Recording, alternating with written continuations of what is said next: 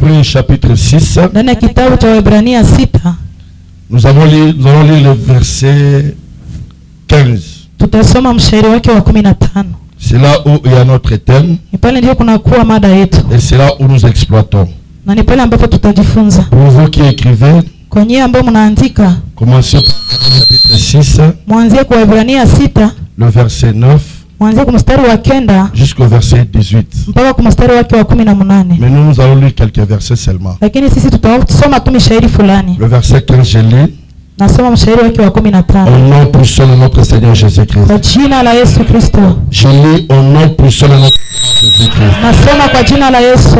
Et c'est ainsi qu'Abraham, ayant persévéré, na ni hivyo Ibrahimu alidumu, obtint l'effet de la promesse. akapokea matokeo ya ahadi. C'est là où il y a notre thème. Ni pale kuna kuwa somo yetu. Nous pouvons nous mettre. Tunaweza keti. Mais bien aimés dans le Seigneur, wapendwa katika Bwana, je vais ajouter encore un autre verset. Nitaongeza mshairi mwingine. Toujours dans le même chapitre. Ni ndani tu ya hiyo mshairi. Je vais lire encore le verset 12. Nitasoma ile mstari wake wa 12. C'est ce que nous allons parler aujourd'hui. Ni ile ndio tutazungumzia leo. En sorte que vous ne vous relâchez point. Na ili msiachililie kamwe.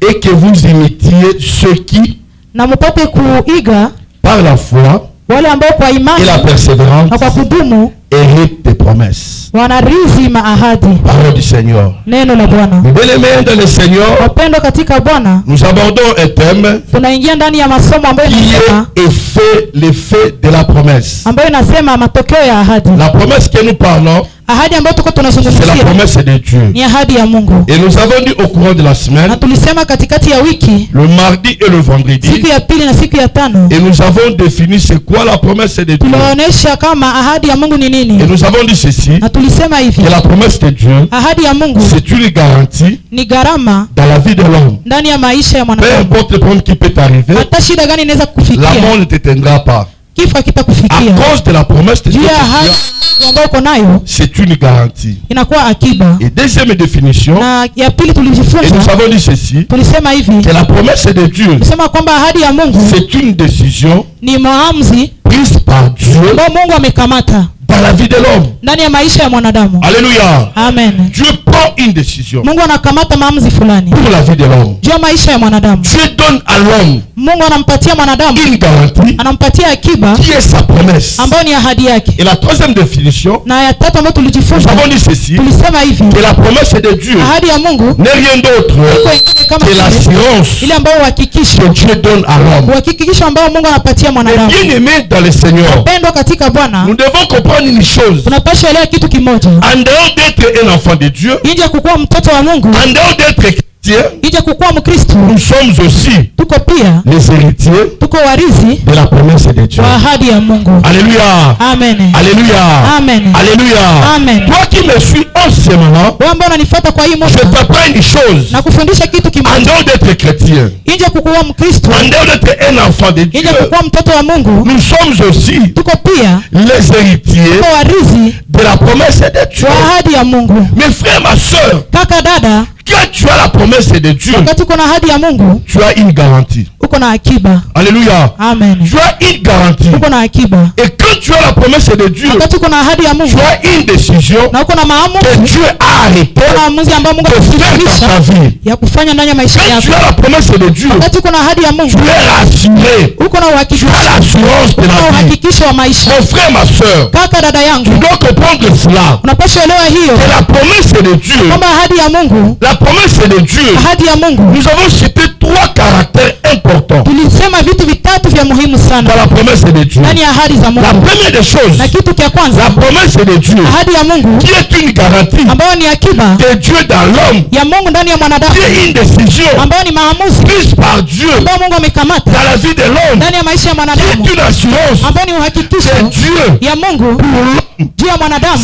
Cette promesse Hiyo ahadi est échangeable. haiwezi badilika kamwe. Personne ne changera cette Hakuna promesse. yule ambaye anaweza ibadilisha, Ni ton père, hata baba yako, ni ta mère, mama yako, ni les sorciers, hata mchawi, ni qui que ce ni soit. nani. Personne Hakuna, ne changera hakuna yule la décision atabadilisha, de Dieu. hakuna atabadilisha Dans ta maamuzi ya vie. Mungu ndani ya maisha La yako. promesse de Dieu, Ahadi ya on Mungu ne la change pas. hawaibadilishi. La promesse de Dieu, Ahadi ya on Mungu ne la modifie pas. hawaibadilishi. La promesse de de Dieu ahadi ya Mungu n'est pas amendée. haiko ya kuamande. La promesse de Dieu Ahadi ya Mungu n'est pas abrogée. haiko ya Quand kubadilisha. Dieu dit, Wakati Mungu il anasema finira atamaliza par l'accomplir. kukatimiza. C'est pourquoi je te pose la question. Kwa maana ninakuswali, As-tu la promesse de Dieu? je, uko na ahadi ya Mungu? Alléluia. Amen. La promesse de Dieu, Ahadi ya Mungu on ne peut pas changer cela. hawezi kuibadilisha. La promesse de Dieu, Ahadi ya Mungu on ne peut pas modifier cela. hawezi kuigeuza. La promesse de Dieu, Ahadi ya Mungu on ne peut pas annuler cela. hawezi kuitosha. Rien, mon frère. Hapana. Ce que Dieu t'a promis, Ile ambayo Mungu alikuahidia personne ne peut changer. hakuna yule anaweza Personne ne kuibadilisha. peut changer. Hakuna wa kuibadilisha. Ni dans ta famille, Hata ndani ya ni jamaa, les gens se réunissent, hata watu ni wanajikusanya, les gens font des complots, watu ils wanafanya ne manjama, finiront jamais à hawatamaliza. changer Hawatabadilisha ce que Dieu a arrêté ile ambayo Mungu pour ma vie. alisema juu yako. Alléluia. Amen. Alléluia.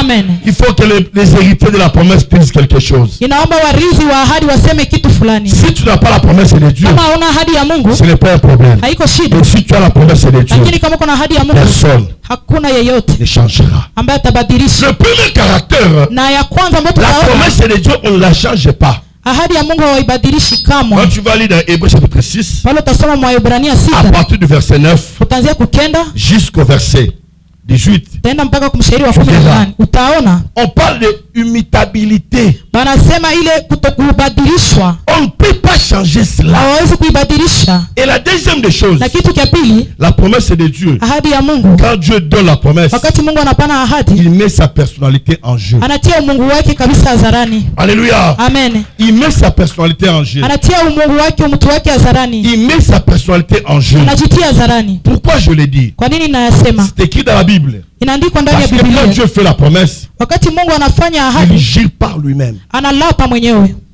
Alléluia. Amen. Il jure par lui-même. Analapa Or, jurer, na kulapa, on jure sur la personne qui est plus supérieure que toi. unalapaka juu ya mtu ambaye iko juu yako, Mais en Dieu, lakini ndani ya frère à Dieu, Mungu hakuna yule ambaye iko juu yake. Ndio maana il jure analapa en lui-même. ndani yake mwenyewe. Quand il dit à Abraham, Wakati anamwambia Abrahamu, certainement, kweli kabisa je te bénirai. nitakubariki, Or, certainement, japokuwa je kweli dirai, inasema en vérité, kweli en kweli vérité, kweli kweli, je te l'ai dit. ninakuambia Qu'il pleuve, mvua inyeshe isinyeshe, je te l'ai dit. ninakuambia. Alléluia. Amen. Alléluia. Amen. C'est ça la promesse de Dieu. Hiyo ndio ahadi ya Mungu. Dieu met sa personnalité en jeu. Mungu anatia umungu wake kabisa Il hadharani. dit, il serait insulté, que je sois insulté.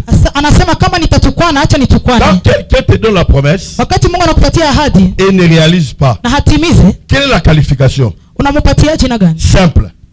Kwa bure tu hivi, C'est qui? mtu wa Pardon? bongo, msema Dieu. Mungu. Lakini Mungu Qui t'a fait la promesse, mwenyewe alikupatia ahadi, qu'il accepte, aitike, qu'on l'appelle menteur. wamuite msema uongo, Et il dit dans sa parole, na anasema ndani ya neno il lake, dit dans sa parole, anasema ndani ya il neno n'est pas lake, un fils de l'homme. anasema yeye haiko mwana wa mtu. Amen. Il n'est pas fils de l'homme. Haiko mwana wa mtu, Il n'est pas fils de l'homme. haiko mwana wa Pour mtu, mentir. ili aseme uongo. Pourquoi? Pour se Alléluia. C'est Dieu qui te dit, il fera quelque chose dans ta vie. Fanya kitu fulani ndani ya maisha Il met yako. sa personnalité en jeu. Anatia Mungu wake hadharani. Oh, l'Éternel Ijapokuwa wa ne milele, partagera jamais sa gloire avec une autre personne. hata gawanya utukufu wake na mtu yeyote. Ce qui n'a bien cité, Kama haponye féticher la big ici. na ule mfumo Le couple anaponya, pas nan. utukufu inarudilia nani? Les Zambi, Lakini Mungu alinganga nyoso, anapendaka vyote yasongelaye. vimurudilie yeye. Et troisième élément, Na kitu cha tatu c'est la fidélité. ni uaminifu. Dieu est fidèle. Mungu ni mwaminifu. La promesse de Dieu Ahadi ya Mungu ne regardera pas l'âge que tu as. haitaangalia miaka ambayo uko La nayo. promesse de Dieu Ahadi ya ne Mungu regardera pas dans quelle famille que tu es sorti. haitaangalia ulitoka La mjamaa promesse gani. de Dieu Ahadi ya ne Mungu regardera pas là où tu passes la nuit. haitaangalia kwenye Mais unalala quand Dieu usiku. te cible, Lakini kama Mungu c'est pour ton amekuchagua intérêt. ni juu ya faida yako. C'est pour ton intérêt. Ni juu ya faida yako.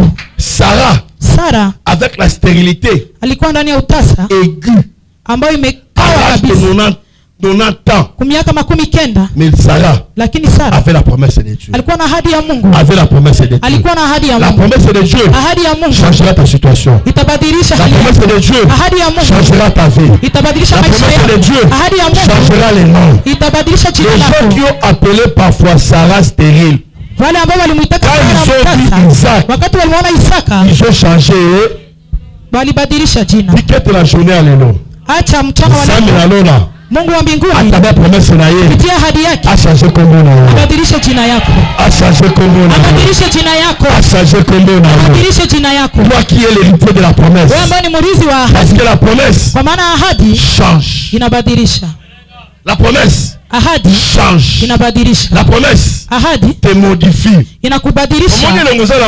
Unaona sura ambayo uko nayo pale haiko yako, mais ayo ezali, lakini yako iko. omoni telefone ayo wana, unaona ile simu ambayo uko nayo babenga yango te, hawaitaki. Tangu Nzambe akokomisa promesse na ye, lakini Mungu wakati atatimiza ahadi yake, watakutafuta, bakobenga yo, watakuita, bakoluka adresse na yo, watafuta anwani yako, parce que c'est la promesse de Dieu. Maana ni ahadi ya Mungu. Moi j'aime Dieu. Mimi nampenda Mungu. Il ne reste jamais avec la dette de qui que ce soit. Habaki yake na deni ya mtu yeyote. Il est fidèle. Yeye ni mwaminifu. Et la Bible me dit, na Biblia inaniambia sa renommée jina yake est accrue. kujulikana yake Pour quelle raison? À cause kwa maana de l'accomplissement ya kutimiza des promesses. maahadi. Ça veut dire que Dieu est connu, Dieu, ni kusema Mungu l'accomplissement de la promesse. Ni kusema Mungu amejulikana kwa Mungu kupitia ile kutimiza ahadi zake. Dieu, sa renommée est panzani. Kujulikana yake imejulikana. On le connaît de partout. Banamjua mahali popote. Pour quelle raison? Kwa nini? Parce que kwa maana il accomplisse anatimiza ses promesses. Maahadi zake. Kolerate. Usilie. Bachola yote. Kutukane. Bachola yo. Bakuseme. C'est bon. Ni mzuri. C'est temps. Lakini c'est le feu ni matokeo de la promesse. Ya ahadi. Et Dieu est fidèle. Na Mungu ni mwaminifu. C'est lui qui a fait la promesse. Ule ambaye alifanya maahadi est fidèle. Ni mwaminifu. C'est lui qui t'a promis. Ule ambaye alikuahidi est fidèle. Ni mwaminifu. C'est lui qui t'a dit des choses. Ule ambaye alikwambia vitu est fidèle. Ni mwaminifu. Parce que ta promesse, kwa maana ahadi yako, moi je ne sais pas. Mimi siijui. Toi-même. Wewe mwenyewe. Et si tu n'as pas la promesse de Dieu, kama una ahadi ya Mungu, je te dirai. Nitakuambia. On a parlé encore le vendredi. Tulizungumzia tena siku ya tano. C'est normalement important. Kitu ambacho ni kia muhimu sana. Sorte des promesses de Dieu. Maaina ya maahadi za Mungu. La première sorte. Na kitu cha kwanza, la promesse de Dieu. Ahadi ya Mungu est inconditionnelle. Haina shurti yoyote. Alléluia. Amen. La promesse de Dieu. Ahadi ya Mungu elle est inconditionnelle. Haina shurti yoyote. Alléluia. Amen. Alléluia. Amen. Cela ne dépend pas de la volonté de l'homme. Ila itokane na mapenzi ya mwanadamu. Cela ne dépend pas des pensées humaines. Itokane na mawazo ya mwanadamu. Mais cela dépend. Lakini linalingana de la volonté na mapenzi et de la souveraineté de Dieu. Wa Mungu. De Dieu. Wa Mungu. De Dieu. Wa Mungu. Pourquoi je l'ai dit? Kwa nini nayasema? Dans le livre de Genèse chapitre 12.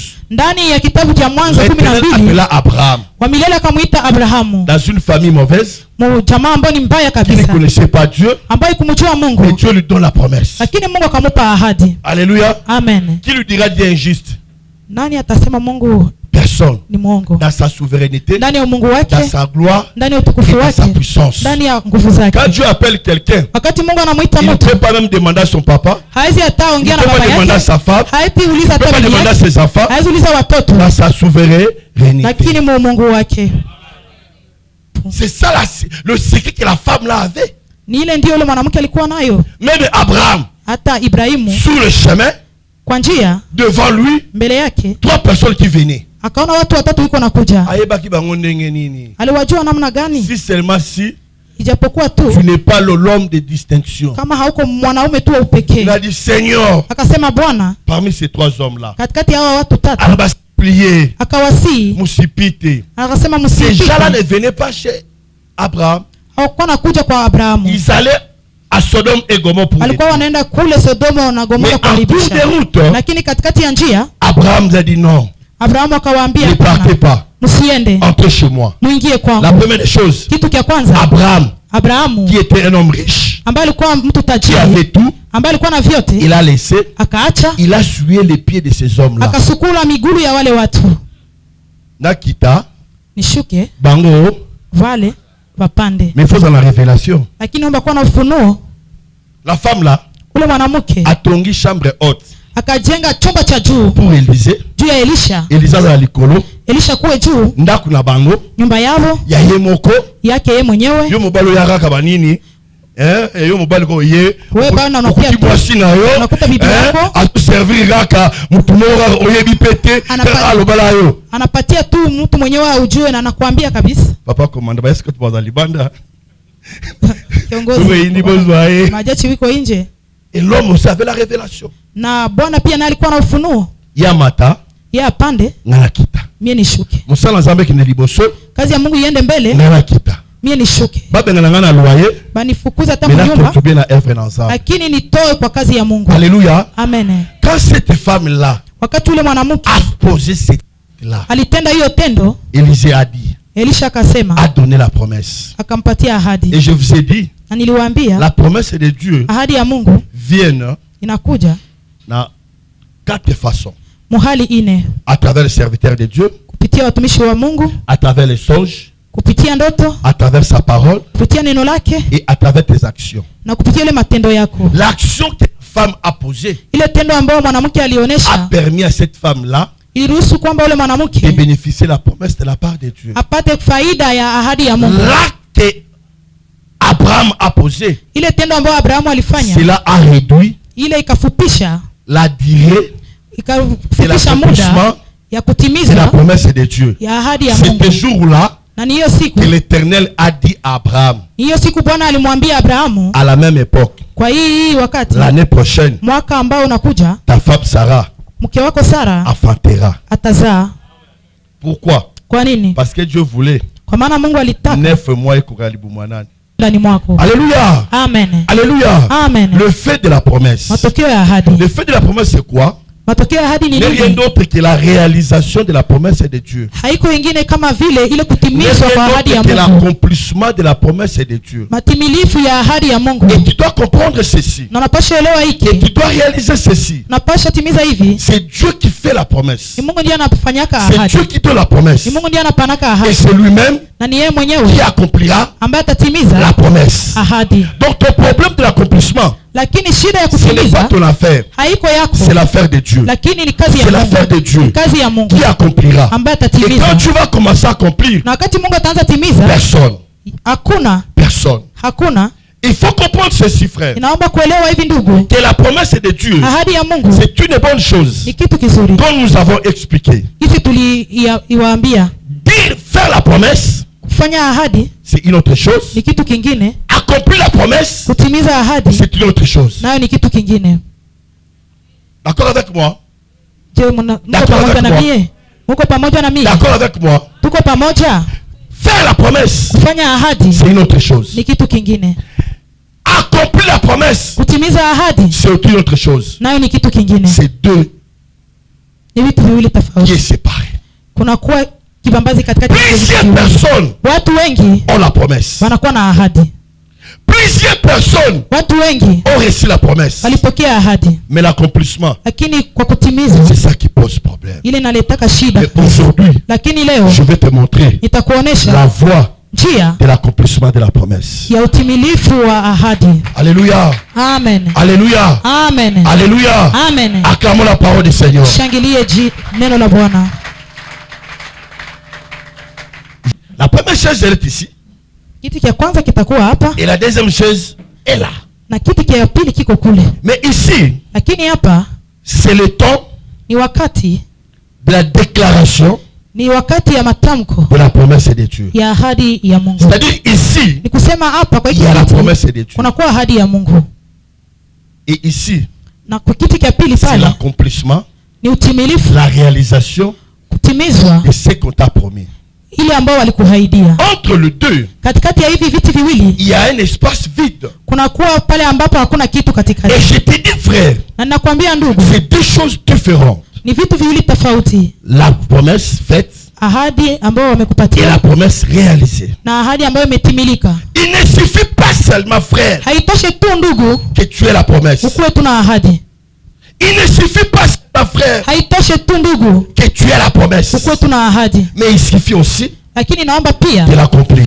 Kwa kuitimiza. De l'accomplissement. Matimilifu. Et celui qui fait la promesse, na yule ambaye anafanya ahadi, c'est toujours Dieu. Ni Mungu mwenyewe. Et c'est celui qui accomplira, na yule ambaye atatimiza, c'est toujours là, Dieu. Ni Mungu peke yake. Alléluia. Amen. Alléluia. Amen. Hébreux chapitre 6.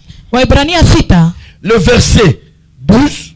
Mstari wake wa 12. On nous a montré walituonesha qu'il y a des éléments kuna kuwa vitu viwili importants ambavyo vya thamani qui permettra ambavyo itatuwezesha à hériter la promesse de Dieu. tupate kurithi ahadi ya Mungu. Le premier élément, na kitu cha kwanza, pour que Dieu ili kwamba Mungu accomplisse atimize sa promesse ahadi yake dans ta vie, ndani ya maisha yako, il te faut la foi. inakuomba kuwa na imani. Alléluia. Amen. Il te faut la foi. Inaomba kuwa na imani. Mais bien aimé dans le Seigneur, pendo katika Bwana, la promesse de Dieu ahadi ya Mungu ne s'accomplira pas dans ta vie haitatimilika ndani ya maisha si yako tu n'as pas la foi. kama hauna imani. Et la foi c'est quoi? Na imani ni nini? Je sais très bien, najua kweli dans cette église, ndani ya hii kanisa on t'a beaucoup prêché sur la foi. balisha kufundisha sana juu ya imani. Mais je vais te parler seulement de quelques points de la foi. Lakini nitakuzungumzia juu ya manukta fulani juu ya imani. Ce matin, asubuhi ya leo tu dois comprendre unapaswa elewa que la foi, ya kwamba imani c'est la condition ni shurti première ya kwanza et nécessaire na ya muhimu pour vivre ili kwamba uishi dans ta vie ndani ya maisha la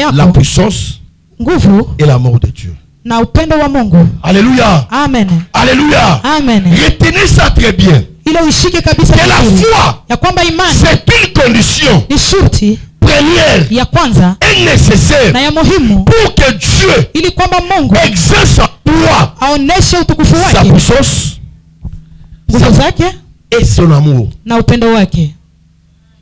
Alléluia. Amen. Je fais comprendre.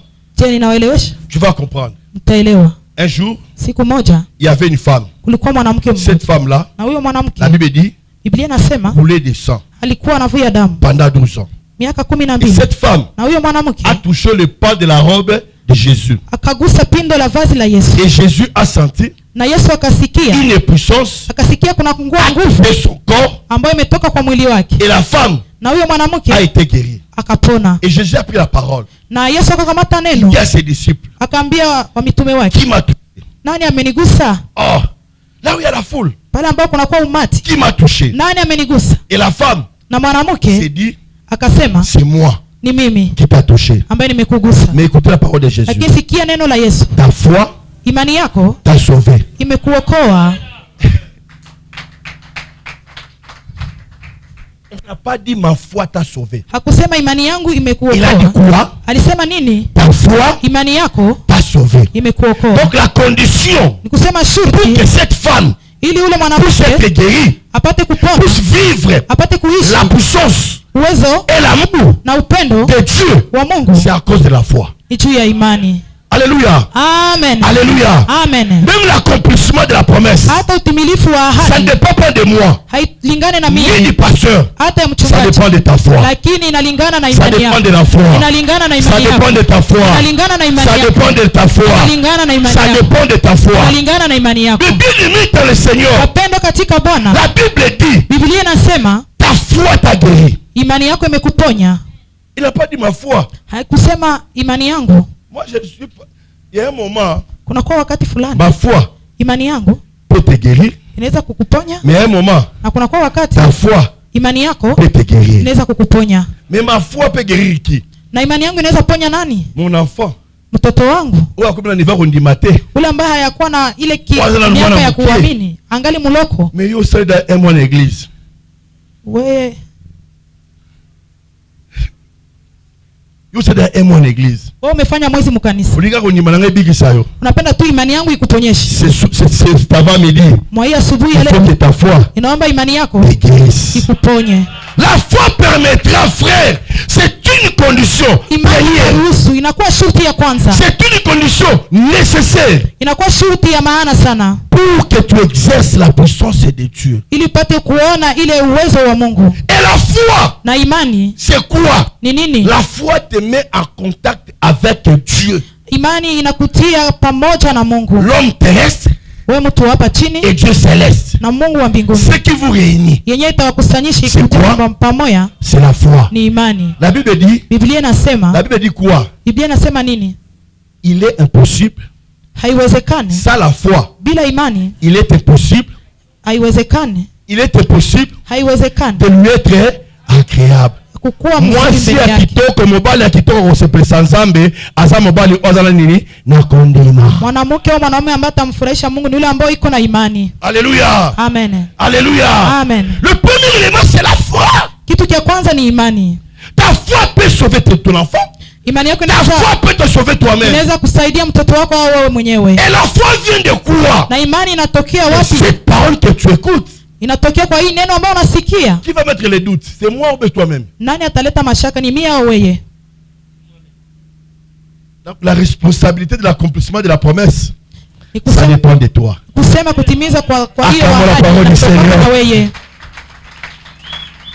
dépend de toi, frère. La foi t'unit avec Dieu. La foi te met en contact avec l'Éternel. À travers ta foi. J'ai connu un homme, un centenier, un responsable militaire.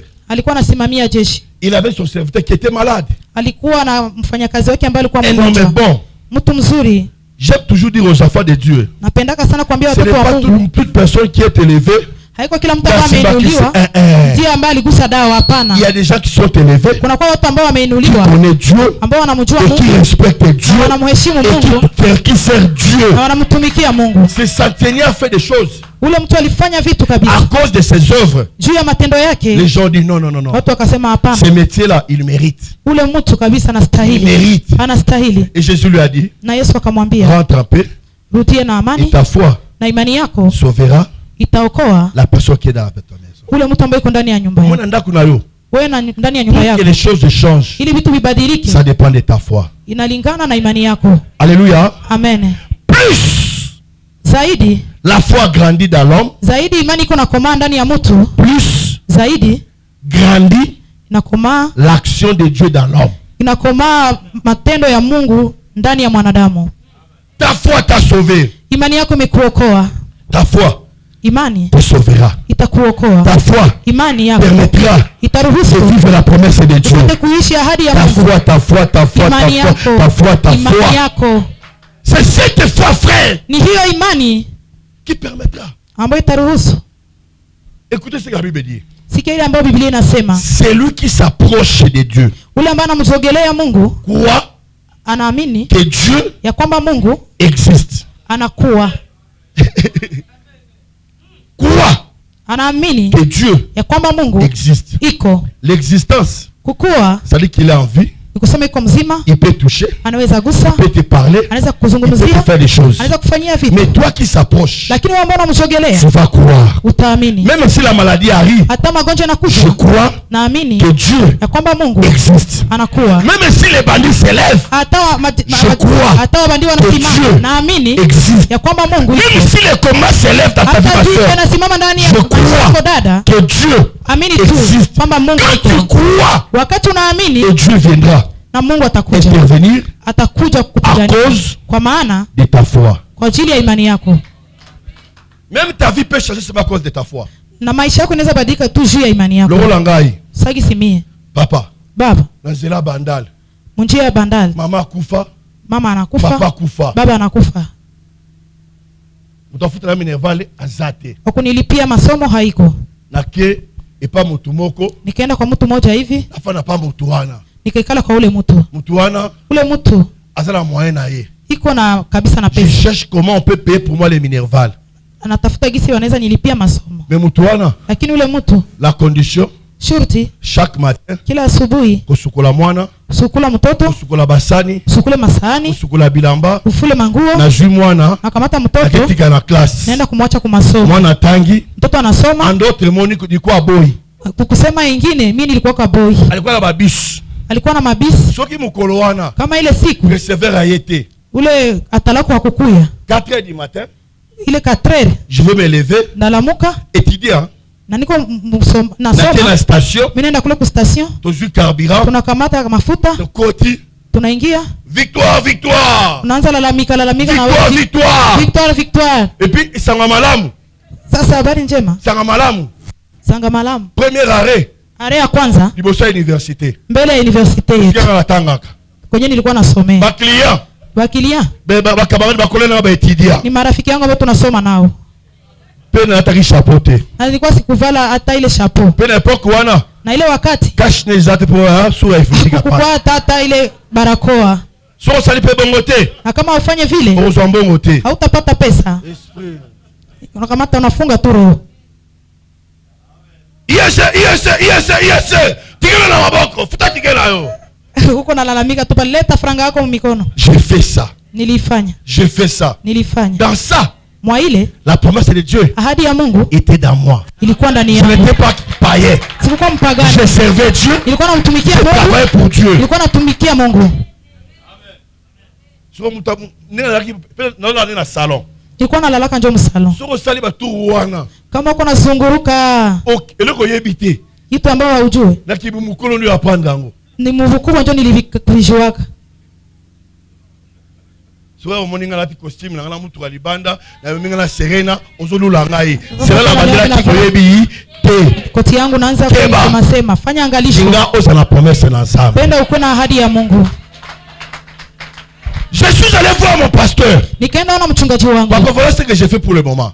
Angalia yenyewe niko fanya leo sasa baba. Pasteur Mususu.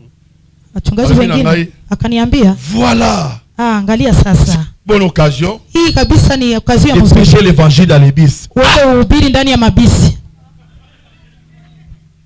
Utaombesha mtu abatu. Sio mtu ambati na bisi azana mbongo te. Mtu wa watu. Ngani wote yae. Mimi ndio niko mimi na ubiri, mimi naitika neno la Mungu. Mimi sina makuta kulipa bisi. Amen. Alléluia. Amen. Alléluia. Amen. La promesse de Dieu ahadi ya Mungu était sur moi. Ilikuwa juu yangu. Je servais Dieu. Nilikuwa namtumikia Mungu. Je craignais Dieu. Nilikuwa namuogopa Mungu. Mais les choses devenaient très compliquées. Lakini vitu vikakuwa vigumu sana kabisa. Et dans tout ça, na vile vyote, je croyais nilikuwa naamini que Dieu ya kwamba Mungu existe. Iko. Même si les choses semblent compliquées, même si la maladie s'élève, même si les combats s'élèvent, même s'il y a les batailles, crois seulement que Dieu existe. J'ai quitté, maintenant je pleurais. Nilikuwa natoka niko nalia. Uko na university boye. Utaniona ku university hivi. Ukota izate. Gisi ya kuingia hakuna. Minerva pesa iko wapi? Zama malamu. Mungu ni mwema. Foza la kundima. Naomba kuwa na imani. Me atake mutwa. Lakini kama vile mtu emre ningalaki. Saa zingine nilikuwa na kabisa inacheza imani. Unasoma Biblia. Kati nasoma Biblia. Nasema hapana. Le pleurs ont changé. Machozi ikabadilika. Par des cantiques de louange. Ikabadilika kuwa nyimbo za kusifu Mungu. Yahweh na Bibwele, Yahweh sanzolama. Amen, amen. Yahweh na boboto sanzolama. Amen. Uko mwana église moko bwe baotea. Nikaingia mkanisa kuna ubira sasa ndugu. Telema. Simama. Sema wapambola yo. Mungu atakubariki. Nikashangala. So abiza wapambola yo. Nasema Bwana atakubariki. Reflexion iboso na mtu na ngai. Wazo wa kwanza inakuya mkichwa yangu. Na ina chemise moja jaune Nilikuwa navala ile chemise yangu ya jaune. Sema sukula wangu mingi. Na gisi nilikuwa na isukula sana. Yo marola le. Ikakuwa sagisi ile. Kwani na toki boye? Wakati jasho inatoka. Sengle zate. Hakuna sengle ndani. Nguo mnani inabana na mwili. Unakutana ile chemise na mwili vinabanana. Kitu ya pili. Na ya pili. Navala pantalon. Niko navala ile pantalon. Hapa hakuna kuna taa. Hapa katikati kabisa hakuna. Nisha shona. Kitu ya tatu. Na ya tatu. Kilato. Viato. Etoboka na se. Isha toboka chini. Soni ati mai. Kama unakanyanga mai. Usentir. Unaona kabisa. Kwa tebelebwe. Unaingia katikati ya watu mingi. Ninga siko kufanya sika bala mi. Sasa uingie kwenye watoto wadogo viko. Poko sabama kamute ba wonde sabate masolo. Sasa wasemia bonga sema viato vyao ndio viko nanuka na japo vyangu ndio viko. Alléluia. Amen. Acclamons la parole du Seigneur. Shangilie neno la Bwana.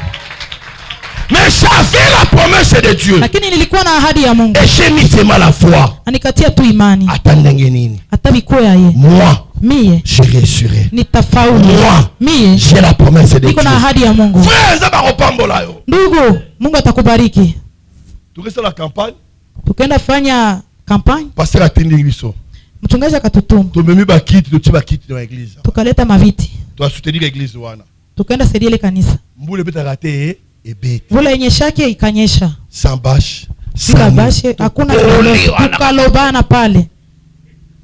Tunaanza tetemeka. Frère Sibawana. Asema ule ndugu mwiko pale nyuma. Ngamoko. Mie peke. Hata la gauche. Naangalia pembeni. Hata la droite. Kuume na kushoto. Teyo. Anasema ni wewe. Zamba pambolao. Bwana atakubariki. Ozamsala zabe munene. Utakuwa mtumishi wa Mungu mkubwa. Papa. Baba. Na malile betinga na zoto. Ona gisi baridi na nipiga kwa mwili. Elamba ya kumadi zero la lin. Hii nguo ishakuwa sala. Ndaba wapambola ngai. Mungu atanibariki. Je crois. Nikaamini. Que Dieu. Kwamba Mungu existe. Iko. On ne croit pas que Dieu existe dans le bonheur, dans le malheur. Hatuamini yake kama Mungu iko ndani ya heri, hata ndani ya ole. Dans le malheur, je ndani ya ole. Que dans cette situation, najua kama mwa hii hali Mungu existe. Iko. Il faut avoir la foi. Naomba kuwa na imani. La foi change des choses. Imani inabadilisha vitu. La foi change des choses. Imani inabadilisha vitu. J'aime la foi. Écoutez Hébreux chapitre 11. Msikie Waebrania 11. Verset 33. Mstari wake wa 33. Le frère va me faire la lecture. Ndugu la foi c'est une condition. Imani ni sharti. Pour que la promesse de Dieu ili kwamba ahadi ya Mungu s'accomplisse en toi. Itimizwe ndani mwako. C'est la condima papa. Kuwa na imani. La foi. Imani. C'est la condima. Kuwa na imani. Peu importe l'âge que tu as. Ingawaje miaka ambayo uko nayo. Peu importe l'absence de tes parents. Hata wazazi hawako. Peu importe la circonstance. Hata ikuwa muhali gani. Et la foi. Uwe na imani. Et cette promesse. Na hiyo ahadi. Ça finira. Itaisha. Parmi les éléments qui permettra l'accomplissement de la foi. La réalisation de la promesse. C'est la foi. Écoutez. Nous lisons Hébreux chapitre 11 à son 33e verset. Ok. Allez-y. Qui par la foi. Vainqueur. Premier élément. À travers la foi, premier élément. Vainqueur des royaumes. Ils vainquent les royaumes. Deuxièmement. Exerceur la justice. Troisièmement. Obtenteur des promesses. Amen. Dans d'autres versions bibliques, on parle obtenir les faits de la promesse. Donc, à travers la foi, frère. À travers ta foi. Parce qu'il a dit qui par la foi.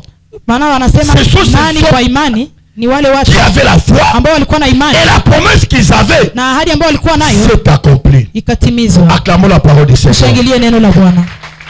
Acclamons la parole du Seigneur. Shangilie neno la Bwana. Acclamons la parole du Seigneur. Shangilie neno la Bwana. Acclamons la parole du Seigneur. Les gens oublient. C'est la même mesure que tu donnes à Dieu. C'est la même mesure que Dieu aussi va te donner. C'est pourquoi moi, frère, j'aime toujours donner à Dieu. Napenda sana kumpatia Mungu. Sio kila pesa nzambe. Kama nampatia Mungu, eloko etushe motema nangate. Kitu akigusa moyo wangu. Hainifanye kabisa vibaya. Hapana. Wewe sala ngapasi. Ile ambayo inanilumaka. Nzamba multipliaka. Ndio yenye Mungu anazidishaka. Alléluia. Amen. Alléluia. Amen. Dieu est capable à cause de la foi. Tu ya imani. La foi. Imani permettra itaruhusu kwamba l'accomplissement utimilifu de la promesse de Dieu dans ta vie. Ya ahadi ya Mungu ndani ya maisha yako. Tu puisses recevoir la promesse de Dieu. Upate kupokea ahadi ya Mungu. Le deuxième élément c'est quoi? Na kitu cha pili ni nini? Le deuxième élément na kitu cha pili c'est la persévérance. Ni kudumu. Alléluia. Amen. Tu as la foi. Kuna imani. Le deuxième élément c'est la persévérance. Kitu cha pili ni kudumu. La persévérance c'est l'action de celui qui demeure ferme. Nitendo ya ule ambaye anabakia kabisa fasi moja. Constant dans ses sentiments. Anabakia fasi moja ndani ya kupenda yake. Dans sa manière d'être et d'agir. Jinsi ya kutenda yake na kuwaza. C'est ça la foi. La persévérance. Alléluia. Amen. Alléluia. Amen. À côté de prison. Akaingia ndani ya gereza. Les choses fait que s'empirer. La promesse. Ahadi. Il faut avoir la persévérance. Inaomba kuwa na kudumu. La persévérance mes bien-aimés. Kudumu wapendwa. C'est que je suis aujourd'hui. Parce que j'ai persévéré. Toi qui étudies, persévère. Toi qui es joueur, persévère. Toi qui es maman de la famille, persévère. Toi l'héritier de la promesse, persévère. Persévère. Persévère. Persévère. J'ai persévéré. J'ai persévéré. Pourquoi? Pour que la promesse puisse s'accomplir. Pour que la promesse puisse s'accomplir. La persévérance aussi. Préparez Hébreux chapitre 10. Hébreux chapitre 10. Le verset 36. Le deuxième élément important. Maman, ta persévérance là yo. Kudumu yako mama dans la chose de Dieu. Ndani ya kitu kia Mungu. Hata pastor atomboka ndenge nini. Hata mchungaji anatomboka namna gani. Na kwa église. Ndakuya kwa kanisa. Écoutez maintenant la parole de Dieu. Okay, nous lisons Hébreux à son 10e chapitre verset 36 au nom du Seigneur Jésus-Christ. Amen. car vous avez besoin de persévérance. Ah, donc vous avez persévérance. Ma soeur, tu as besoin de persévérance. Les gens croient que la persévérance, quand ils mangent des beefsteaks, à sa bonne santé, rien. Persévérance, je vais vous parler de ça. Allez-y, mon frère. Afin qu'après avoir accompli la volonté de Dieu, vous obteniez. Donc, la personne qui doit persévérer, c'est la personne qui accomplit la volonté de Dieu. Ce que je parle ici, je ne dis pas aux païens. Je dis aux enfants de Dieu qui sont les héritiers de la promesse. Allez-y. Et vous obteniez ce que vous êtes promis. Vous obtenez. Vous avez besoin de quoi? De la persévérance, afin d'obtenir ce que vous avez promis, afin que de voir la réalisation des choses. Amen. Amen. Les deux éléments, mon frère, la foi et la persévérance permettra de voir l'accomplissement de la promesse. Si tu n'as pas la foi, au cours de 100 ans, utafanya miaka ile ahadi ambayo Mungu alikupatia hataitimiza. Si tu n'es pas persévérant, kama hauko wa kudumu, hataitimiza. Écoutez dans la Bible, usikie ndani ya Biblia, il y avait un homme, kulikuwa mtu mmoja, Pierre, ambaye ni Petro. Pierre a vu Jésus marcher sur les eaux.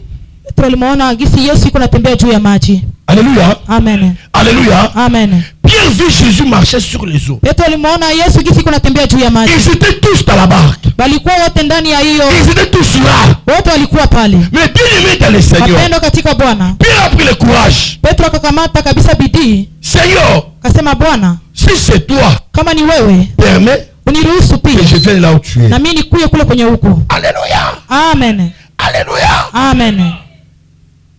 Elle a montré son souhait à Jésus. Alionyesha ile ambayo anataka kwa Yesu. Oh, pour arriver là où Jésus était là, na ijapokuwa juu afike kwenye Yesu alikuwa, lui aussi devait marcher sur les eaux. Na iliomba pia atembee juu ya maji.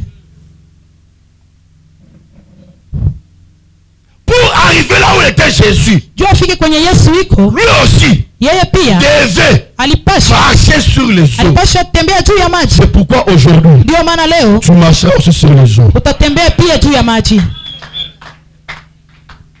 Jésus n'a pas refusé. Yesu hakukataa. Il lui fait la promesse. Kampatia ahadi. Viens. Akasema kuja.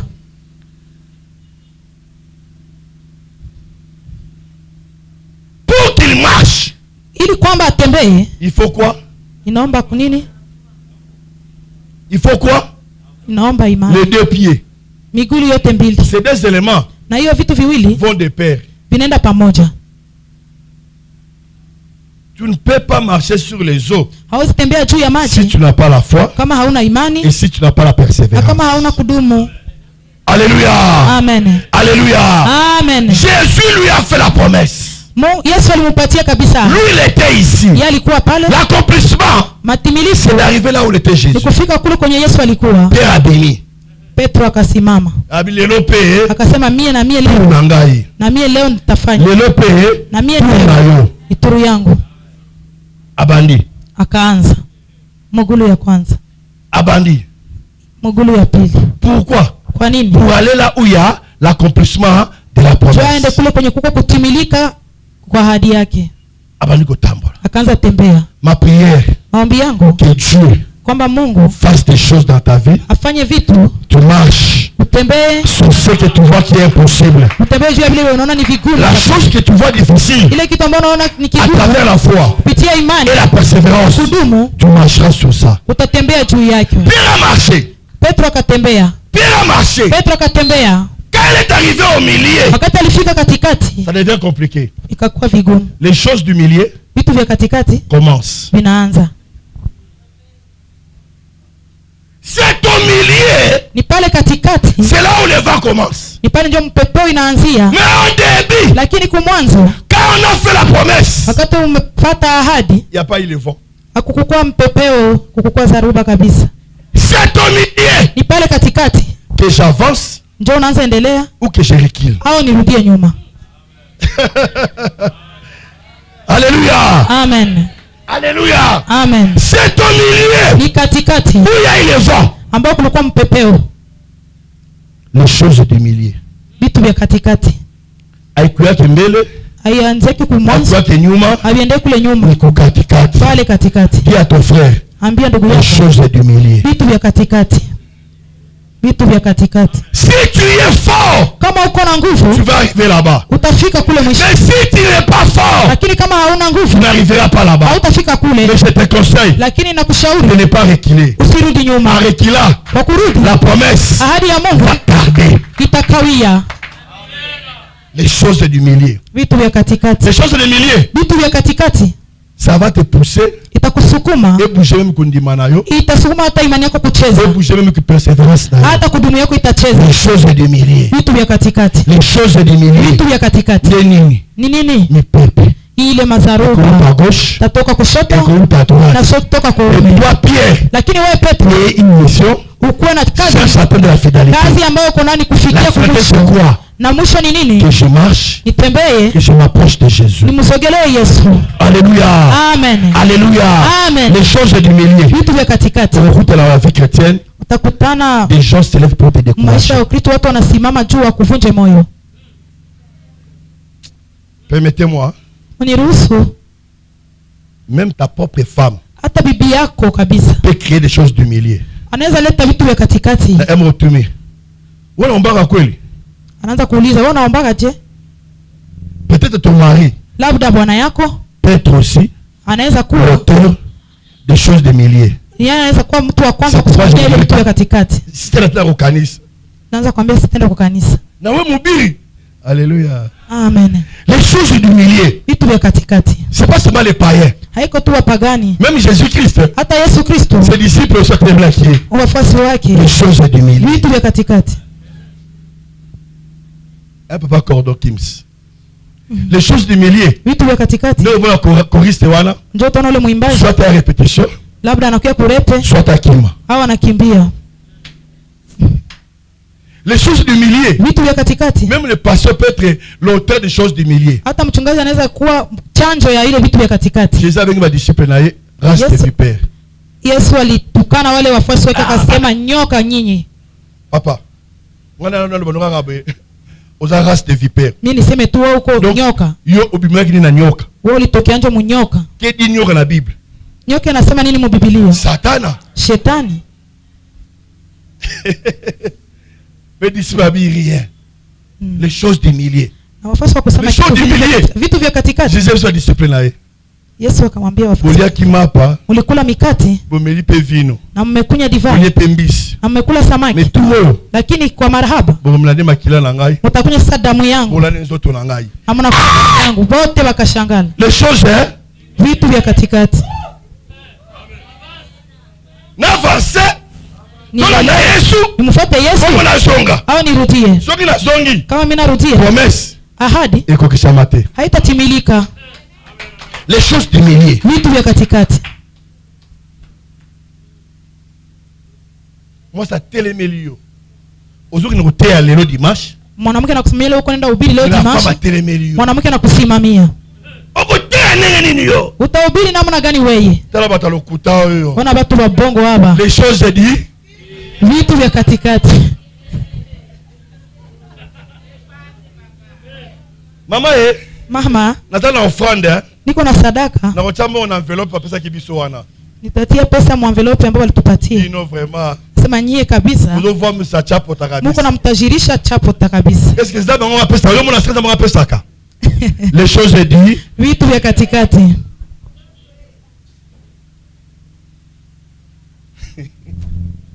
Na continuer. Niendeleshe.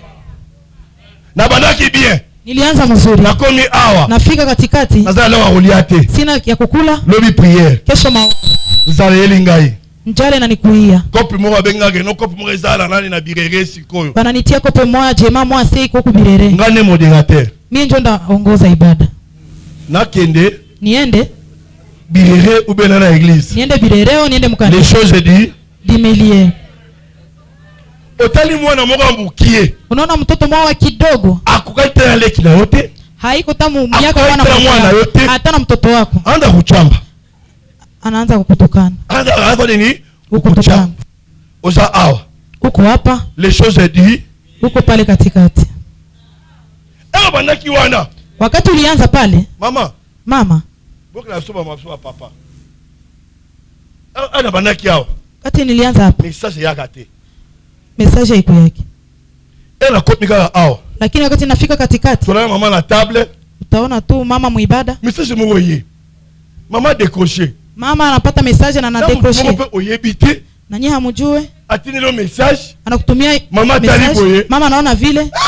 Anaanza lalamika. Papa changai. Pe la prière. Tanda ya maombi. Niendelee au nirudie? Les choses dit. Vitu vya katikati. Les choses du milieu. Vitu vya katikati. J'ai une équipe que je dirige. Niko na ile kiama ambayo ninaongoza. Faut aller.